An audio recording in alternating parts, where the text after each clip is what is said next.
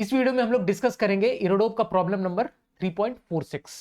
Question में बोला गया है अ dipole with an electric moment P, तो डायपोल मोमेंट कितना दिया हुआ है P,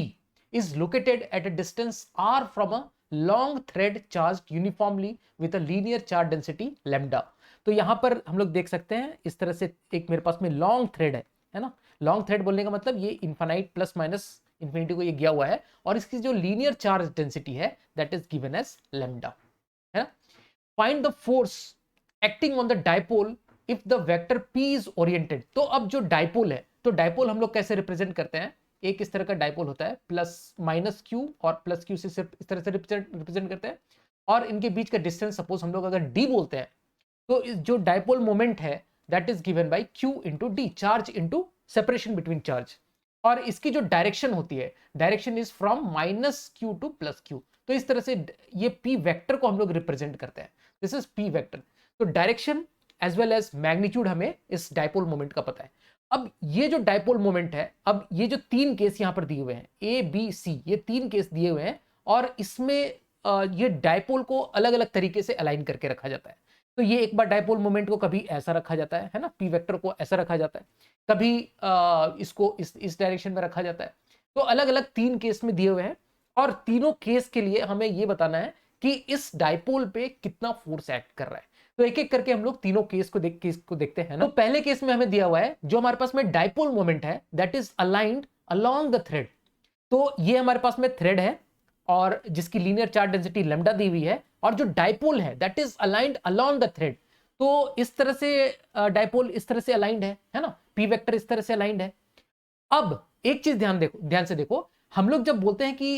एक डायपोल के बारे में हम लोग जब बात कर रहे होते हैं ना, तो डायपोल के अगर कुछ भी मेंशन नहीं किया हुआ है तो ये माइनस क्यू प्लस क्यू अगर हमने d इनका सेपरेशन माना है तो this d is very small. अगर कुछ भी मेंशन नहीं किया हुआ है तो this d is very small, बहुत स्मॉल होता है d, है ना। तो इनके बीच जो हम लोग यहाँ पर p वेक्टर बोल रहे हैं तो ये प्लस क्यू है और ये माइनस क्यू चार्ज है यहाँ पे। तो इनके बीच का जो सेपरेशन है दैट इज वेरी स्मॉल, है ना। और ये यहां से थ्रेड से यहां दिया हुआ है this is located at a distance r, है ना, दिस डिस्टेंस इज r। अब हमें इस पे फोर्स निकालना है। तो फोर्स कैसे निकालें, तो फोर्स निकालने के लिए हमारे पास में दो चार्ज दिया हुआ है। देखो यहां पर बाकी सब चीज को भूल जाओ, दो चार्ज यहां पर हमारे पास में दिया हुआ है। अब दो चार्ज में हम लोग चार्ज में फोर्स कैसे निकाल सकते हैं, Q इंटू ई निकालेंगे। अब यहां पर देखो इस पूरे थ्रेड की वजह से, ये जो थ्रेड है जिसमें लीनियर चार्ज डेंसिटी लैम्डा दी हुई है, r डिस्टेंस पे यहां पर जो इलेक्ट्रिक फील्ड होगा Q पे जो इलेक्ट्रिक फील्ड है या माइनस Q पे जो इलेक्ट्रिक फील्ड है वो दोनों सेम होगा, ठीक है। तो Q पे जो फोर्स लगेगा वो इस डायरेक्शन में Q इंटू ई लगेगा। हम लोग मान रहे हैं कि r डिस्टेंस पे जो इसकी इलेक्ट्रिक फील्ड है दैट इज E, और वो हम लोग निकाल भी सकते हैं, वो हमने ऑलरेडी डिराइव भी कर रखा है। इसकी वैल्यू हो जाती है lambda upon 2 pi epsilon not into r distance पे, है ना। तो Q चार्ज पे तो इस डायरेक्शन में फोर्स लग गया, माइनस Q पे इस डायरेक्शन में Q इंटू ई लगेगा ऑपोजिट डायरेक्शन में। दोनों के केस में E इज सेम। तो ये दो चार्ज हैं, दोनों चार्ज पे इतना फोर्स लग रहा है। तो F अगर हम लोग नेट बोले, इस पे जो डायपोल पे जो नेट फोर्स लग रहा है दैट इज, दोनों का डायरेक्शन ऑपोजिट है, that is QE minus QE हम लोग बोलेंगे, that will be equal to 0। तो नेट फोर्स इस केस में, जो डायपोल पे जो नेट फोर्स है इस केस के लिए दैट इज 0,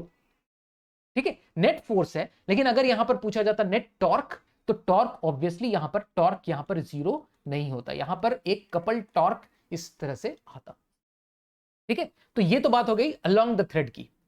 अब हम लोग दूसरा केस लेंगे that is dipole is aligned along the radius vector, है ना, अलोंग द रेडियस वेक्टर। तो हम लोग इस तरह का केस ले रहे हैं, यहां पर मेरे पास में सपोज ये मेरे पास में रेडियस वेक्टर है, this is my radius vector, है ना। तो dipole along the radius vector aligned है ना। तो ये सपोज मेरे पास में डायपोल है, ये डायपोल है,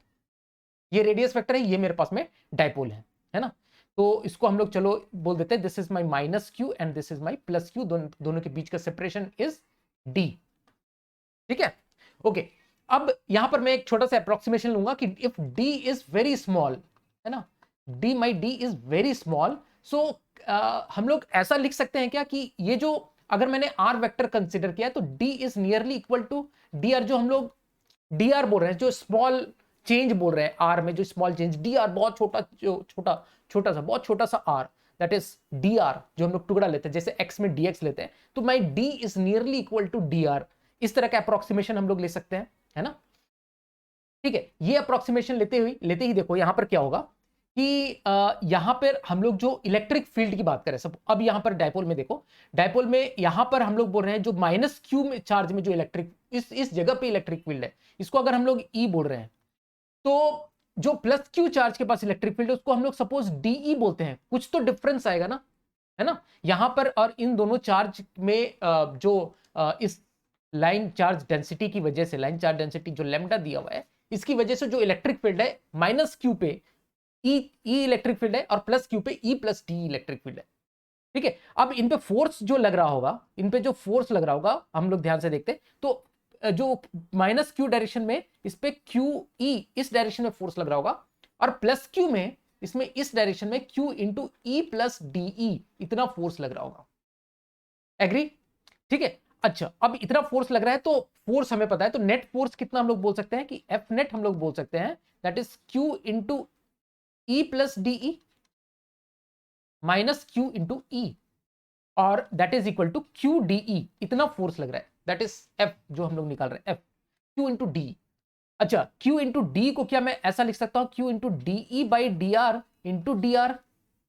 अब मैं ऐसा इसलिए लिख रहा हूं क्योंकि देखो क्यू इंटू डी आर को मैं क्या लिख सकता हूं, ये जो डायपोल है, तो क्यू पी जो डायपोल मोमेंट है, that is dipole moment, that is q into d हम लोग लिख रहे थे, charge into separation between charge, and this can be written as d, क्योंकि हमने डी आर से इसको अप्रोक्सीमेट किया, तो this is q d r, तो पी को हम लोग क्यू डी आर लिख सकते हैं। तो ये वाला जो टर्म है, this is my dipole moment p into d e by d r, है ना। अब यहां पर ये चीज तुम लोग डायरेक्ट फॉर्मूला याद रखते होगे, है ना, f equals to p into d e by d r, ये फॉर्मूला तुम लोग डायरेक्टली याद रखते होगे, और इसको अलग तरह से हम लोग डिराइव भी कर सकते हैं, है ना। तो खैर ठीक है, तो P into D I by d r. अब E क्या हो जाएगा, एट अ डिस्टेंस R जो E है, हम लोग क्या लिख सकते हैं, electric field is lambda upon 2 pi epsilon not into R, है ना। और D बाई डी आर तो बहुत इजी निकाल सकते हैं, D by d are minus lambda upon 2 pi epsilon not R square, this is my D by d r. अब D by d are को यहां पुट कर दो, तो F की वैल्यू आ जाएगी minus P lambda upon 2 pi epsilon not R square, this is my force, this is my force, this is the answer. तो यहां पर एक माइनस साइन जो आ रहा है, what does minus sign signifies, कि ये जो फोर्स होगा that will be attractive in nature, attractive force होगा। तो यहां से हम लोग वो चीज समझ सकते हैं, फोर्स जो होगा वो एफ नेट इस डायरेक्शन में होगा, जो आर वेक्टर के ऑपोजिट डायरेक्शन में, तो एक अट्रैक्टिव फोर्स हमें यहां देखने को मिलेगा। अब हम लोग यहां पे last case that is case C यहां पर डिस्कस करते हैं,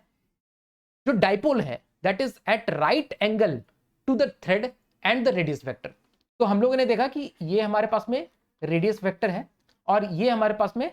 थ्रेड की डायरेक्शन है ना, that is the direction of thread, thread इस तरफ से रखा हुआ है। अब इन दोनों से परपेंडिकुलर हमारा डाइपोल मोमेंट को रखा हुआ है, तो किस तरह से, इससे भी परपेंडिकुलर और इससे भी परपेंडिकुलर, दैट मींस इस प्लेन से परपेंडिकुलर होगा, सपोज कुछ हमने क्रॉस बना दिया, डॉट भी बना सकते हैं, क्रॉस डायरेक्शन बना दिया, ठीक है, तो इस तरह से इसको रखा हुआ है। अब इस तरह से रखा हुआ है, तो इस चीज को हम लोग क्या करेंगे, हम लोग इसको टॉप व्यू सपोज इसका लेते हैं, है ना, इस पूरे सिस्टम का हम लोग टॉप व्यू लेते हैं। अब इसको अगर हम लोग ऊपर से देखें तो ये थ्रेड मुझे एक पॉइंट की तरह दिखेगा, है ना, और मेरा जो डाइपोल अलाइंड होगा उसको हम लोग कुछ इस तरह से बना सकते हैं, दिस इज माई डाइपोल, थोड़ा मैं बड़ा बना रहा हूं, जानबूझ के थोड़ा बड़ा बना रहा हूं, this is my dipole moment, है ना, this is my dipole moment. और डाइपोल मोमेंट अगर इस डायरेक्शन में पी वेक्टर है, तो मैं बोल सकता हूं यहां मेरा एक चार्ज है, और यहां मैंने सब कुछ थोड़ा मैग्नीफाइड वर्जन बना रहा हूं तुम्हें समझने के लिए, तो ये प्लस क्यू है, ये माइनस क्यू है, इस तरह का सिचुएशन होगा। ऐसा समझ लो, अगर मेरे पास में ये एक्स एक्सिस है, this is my x axis, ये वाई एक्सिस है, तो मैं क्या कर रहा हूं, मैं एक्स जेड प्लेन में चीजों को देख रहा हूं, ये मेरे पास में ये अब मैं एक्स जेड प्लेन पे देख रहा हूं, मतलब ये वाली जो एक्सिस हो गई अब जो दिख रही होगी तुमको, this is my Z axis, ठीक है, टॉप व्यू में इस तरह से देख रहा हूं, तो चीजें क्लियर होगी, ये थ्रेड मुझे एक पॉइंट की तरह दिखेगा अगर तुम विजुअलाइज कर पा रहे हो तो, ठीक है। खैर, अब हम लोग क्या करेंगे, इस पे हम लोग फोर्स देखते हैं, है ना, तो ये लैम्डा चार्ज डेंसिटी कैरी किया हुआ है, तो इसकी वजह से अगर हम लोग फोर्स देखें तो इस जगह पे फोर्स की डायरेक्शन कुछ इस डायरेक्शन में होगी, है ना, इस पे फोर्स इस डायरेक्शन में लग रही होगी। इस वाले पे अगर हम लोग देखें तो इस पे जो फोर्स होगी वो इस डायरेक्शन में फोर्स होगी, अट्रैक्टिव फोर्स होगी। और ये जो फोर्स है that will be equal to q into e, this force will be equal to q into e, where e is हमें पता है lambda upon 2 pi epsilon not into जो भी डिस्टेंस है, ये वाला डिस्टेंस। इस केस में जो डिस्टेंस होगा दैट डिस्टेंस विल बी, यहां से हम लोग देखते हैं this distance will B this distance. तो ये वाला तो हमने आर, ये वाला हमने कंसिडर किया ना, this is my r. And ये जो डाइपोल के बीच में जो दोनों डिस्टेंस है, if this distance is D, तो हम लोग बोल सकते हैं कि दिस डिस्टेंस विल बी, मैं यहाँ पी वेक्टर को यहाँ से हटाता हूँ एक मिनट,